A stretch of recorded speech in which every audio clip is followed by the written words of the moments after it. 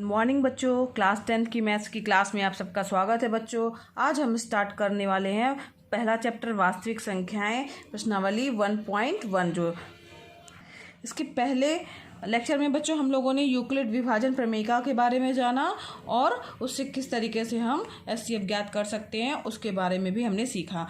तो एक छोटा सा जो है हम लोग रिवीजन वर्क करते हैं। यूक्लिड विभाजन प्रमेयिका क्या है हमारी, तो A = BQ + R, ठीक है, जहाँ पर 0 इज ग्रेटर देन और इक्वल टू R और ये B जो है वो R से बड़ा है। ठीक, तो ये हमारी क्या कहलाती है, यूक्लिड विभाजन प्रमेयिका कहलाती है। A = BQ + R, जहाँ पर A और B क्या है बच्चों, धनात्मक पूर्णांक हैं, ठीक है, और ऐसी अद्वितीय पूर्ण संख्याएं Q और R इस तरीके से विभाजित इस तरीके से विद्यमान होंगी बच्चों। A और B हमारी धनात्मक पूर्णांक है, Q और R इस तरीके से अद्वितीय पूर्ण संख्याएं विद्यमान होंगी कि A = BQ + R, ठीक, जहाँ पर R का मान जो है 0 के बराबर या 0 से बड़ा होगा और B से इसका मान जो है वो छोटा होगा। ये हमारी क्या है, यूक्लिड विभाजन प्रमेयिका। क्या है बच्चों, ये यूक्लिड विभाजन प्रमेयिका। ये हम लोगों ने इसके पहले वाले लेक्चर में बच्चों अच्छे से समझा इसको, ठीक है। तो आइए चलते हैं आज हम प्रश्नावली 1.1 की ओर। प्रश्नावली 1.1 में बच्चों ध्यान दीजिए कि पहला क्वेश्चन है, निम्नलिखित संख्याओं का एचसीएफ ज्ञात करने के लिए यूक्लिड विभाजन एल्गोरिथम का प्रयोग कीजिए। बच्चों ये क्वेश्चन इंपॉर्टेंट है। इस यूक्लिड विभाजन प्रमेयिका के द्वारा एचसीएफ ज्ञात करने वाला क्वेश्चन जो बच्चों कई बार जो है वो एग्जाम में पूछा जा चुका है, तो इसे आप ध्यान से करिएगा और ये इंपॉर्टेंट क्वेश्चन है, तो इसको अच्छे से सीख भी लीजिएगा कि कैसे करना है। पहला पार्ट जो है हम लोगों ने किया हुआ है कल पिछले लेक्चर में, तो आज हम बच्चों करते हैं इसका थर्ड पार्ट लेके चलते हैं। तो आइए चलते हैं, देखते हैं थर्ड पार्ट में क्या कैसे इसे हल करेंगे। बच्चों 867 दिया है थर्ड पार्ट और 255। तो सबसे पहले करने की प्रक्रिया में बच्चों हम लोगों ने क्या बताया था कि देखना है कि कौन सी संख्या बड़ी है और कौन सी संख्या छोटी है। यूक्लिड विभाजन प्रमेयिका स्टार्ट करने से पहले तो कौन सी संख्या हमारी बड़ी है, 867 जो है वो बड़ी है किससे, 255 से बड़ी है। तो बड़ी संख्या जो है वो छोटी संख्या 255 है, तो छोटी संख्या से जो है हम क्या करेंगे, भाग करेंगे। तो एक बार हम रफ मेथड जो है यहाँ पर देख लेते हैं कैसे करेंगे बच्चों। 255 का भाग करना है किसमें, 867 में। तो ये भाग वाली नॉर्मल प्रक्रिया से हम इसको भाग करके देखते हैं। तो ये कितनी बार जाएगा, 3 बार जाएगा। तो यहाँ पे आ जाएगा 5 × 15 = 5, हट के 1, 5 × 15 = 16 = 6, हट के 1, 3 × 2 = 6 और 1 ये 7। ठीक, अब यहाँ पे क्या बचा, 102। ठीक, अब यहाँ पर जो बचा है बच्चों इससे हम भाग करेंगे किसमें, जो हमारा जिससे हम भाग कर रहे थे। तो 255 में भाग करेंगे बच्चों। तो यहाँ पर कितनी बार जाएगा, ये 2 बार जाएगा। 2 × 2 = 4 हो गया और यहाँ 0 हो गया, 2 × 1 = 2 हो गया। यहाँ से घटेगा, आ गया हमारे पास में 51। अब 51 में 51 से भाग देंगे किसमें, जो पहले हमारे पास जिससे हमने भाग दिया था। तो ये 2 बार जाएगा, तो 102 ही पूरा आ गया और यहाँ पे शेषफल हमारा क्या हो गया, 0 प्राप्त हो गया। तो ये प्रक्रिया बच्चों हम लोग को कब तक करनी है, जब तक हमारा शेषफल 0 नहीं प्राप्त हो जाता है। तो ये हमारा रफ वर्क है बच्चों। आइए बढ़ते हैं हमारे क्वेश्चन की ओर। तो यहाँ पर सबसे पहले हम लिखेंगे यूक्लिड विभाजन प्रमेयिका के द्वारा, यूक्लिड विभाजन प्रमेयिका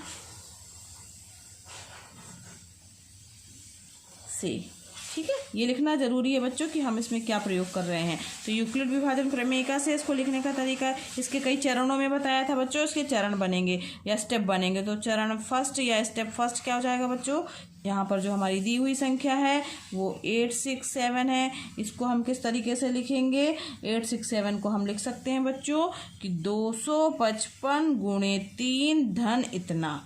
ये इसी तरीके से लिखते हैं ना, 255 में 3 का मल्टीप्लाई करेंगे, 255 × 3 धन जो शेषफल बचा हुआ हमारा 102। अब चूंकि यहाँ लिखना पड़ेगा, ये जरूर लिखना जरूरी है, चूंकि शेषफल बच्चों जो हमारा शेषफल है यानी 102 ये डज नॉट इक्वल टू 0, ये 0 के बराबर है क्या, नहीं है ना। तो इसलिए अब हमें नेक्स्ट चरण की ओर बढ़ना पड़ेगा। इसके लिए स्टेप 2 हमें अप्लाई करना पड़ेगा। तो इसका चरण 2 क्या आ जाएगा बच्चों, अब चरण 2 होगा हमारा क्या, कि जो ये वाला पद है यही वाला पद हमारा यहाँ पे आ जाएगा 255, और इसे हम क्या लिख सकते हैं बच्चों, 255 को यहाँ कोष्टक भी लगा सकते हैं आप। 255 को हम क्या लिखेंगे बच्चों कि 102 गुणे 2 धन इतना। ठीक, तो क्या लिखेंगे 102 गुणे 2, ठीक, और धन जो बचा हुआ शेषफल है वो लिखेंगे। शेषफल कितना है हमारे पास में 51 बचा हुआ है। यहाँ पे लिखना होगा चूंकि शेषफल 51 जो है वो डज नॉट इक्वल टू 0 है, इसका मतलब है अब हमें तीसरे चरण की भी आवश्यकता है क्योंकि शेषफल हमारा 0 नहीं आया है। तो हमारा तीसरा स्टेप या तीसरा चरण क्या होगा बच्चों, जो ये वाला पद है 102, ये जो है वो यहाँ पर आ जाएगा 102 बराबर। अब 102 को हम क्या लिख सकते हैं बच्चों, 51 गुणे 2 और प्लस शेषफल यानी प्लस 0। क्या लिखेंगे बच्चों यहाँ पर 51 गुणे 2 और प्लस शेषफल कितना आया हमारा 0। अब यहाँ पे चूंकि शेषफल 0 आ गया है तो शेषफल इक्वल टू आ गया है 0। अब यहाँ पर शेषफल हमारा 0 प्राप्त हो गया है, तो यानी हमारी जो ये चरण वाली प्रक्रिया है, स्टेप वाली प्रक्रिया यहीं पर समाप्त हो जाएगी। इससे आगे हम नहीं बढ़ेंगे और जो हमारा भाजक आ जाएगा वो हमारा ये प्राप्त हो जाएगा और शेषफल 0 प्राप्त हो जाएगा। तो भाजक कितना हो गया बच्चों 51 है, तो अतः क्या हो जाएगा, अतः भाजक 51 है और शेषफल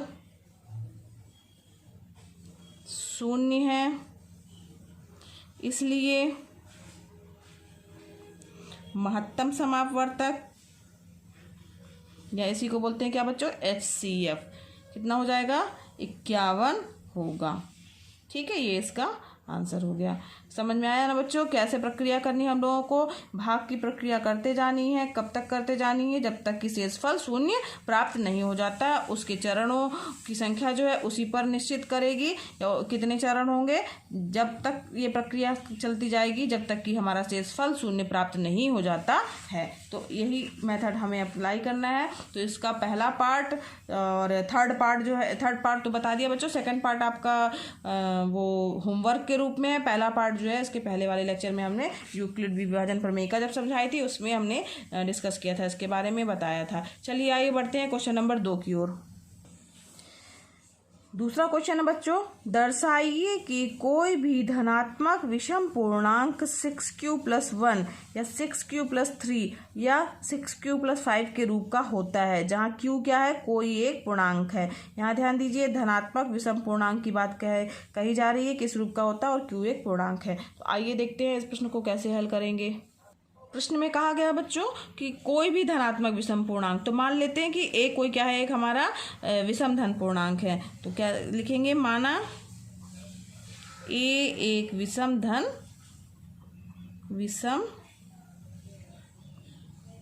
पूर्णांक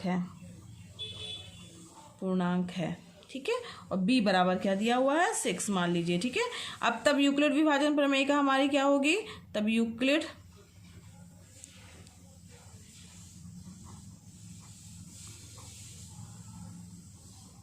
प्रमेयिका से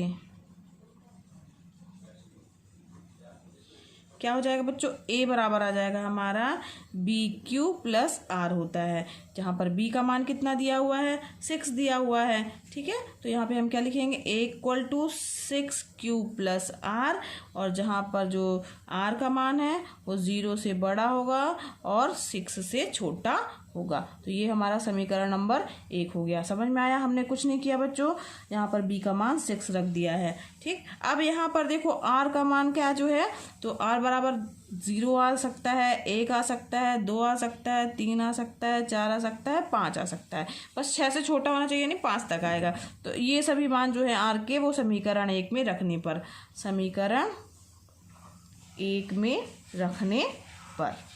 रखेंगे। तो जब हम r बराबर 0 रखेंगे तो a बराबर क्या हो जाएगा बच्चों 6q + 0, ठीक। अब जब r बराबर 1 रखेंगे, यहाँ लिख लेते हैं, r बराबर क्या हमने रखा है एक बार 1, तब a बराबर क्या आ जाएगा बच्चों 6q + 1। फिर इसी तरीके से r बराबर 2 रखेंगे तो क्या आ जाएगा बच्चों, a बराबर आ जाएगा 6q + 2। अब जब r बराबर 3 रखेंगे तो a बराबर क्या आ जाएगा 6³ + 3। फिर इसी तरीके से r बराबर 4 रखेंगे, r बराबर 4 रखेंगे तो a बराबर क्या आ जाएगा 6³ + 4। इसी तरीके से r बराबर 5 रखेंगे तो a बराबर आ जाएगा 6³ + 5। अब यहाँ पे ध्यान दीजिए बच्चों, दिया है कि a क्या है, एक विषम धन पूर्णांक है। a हमने क्या मान लिया था कि विषम धन पूर्णांक है। जब a विषम धन पूर्णांक दिया हुआ है तो विषम है, इसका मतलब है कि ये 0, 2 और 4, यहाँ ध्यान दीजिए, ये 0 वाला और 2 वाला और 4 वाला जो है वो ये नहीं होगा। क्यों नहीं होगा? क्योंकि ये राशियां जो है वो 2 से विभाजित होंगी ना, 0, 2 और 4 है शेषफल के रूप में।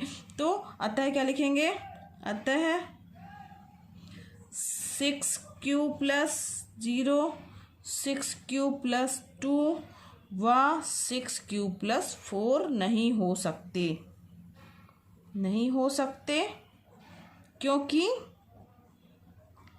ये राशियां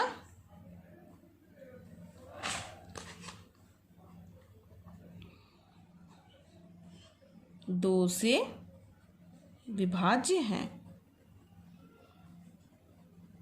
तब इसका मतलब क्या होंगे, तब विषम संख्याएं कौन सी होंगी, तब विषम संख्याएं कौन सी हो जाएंगी, मतलब a बराबर हो जाएगा 6³ + 1 और क्या आ जाएगा 6³ + 3 और क्या आ जाएगा 6³ + 5। यहाँ तक हम लोग का 6³ + 5 तक था। तो ये 3 जो होंगे वो क्या हो जाएंगे, धनात्मक विषम पूर्णांक के रूप में होंगे। तो अतः हम कह सकते हैं कि एक धनात्मक विषम पूर्णांक 6³ + 1 के रूप का होगा या 6³ + 3 या 6³ + 5 के रूप का होता है। ठीक है, समझ में आया? ये 2, 0, 2, 4 वाले रूप का नहीं होगा क्योंकि 2 से विभाजित हो जाएगा, इसलिए इसका मतलब है कि ये इस रूप का, इन तीनों रूप का होता है। ठीक है, अब चलिए